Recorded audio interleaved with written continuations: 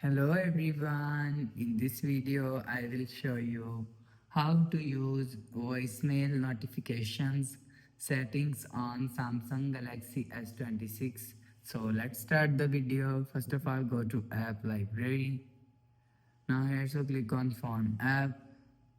Now here click on this three dot icon. Now here click on settings.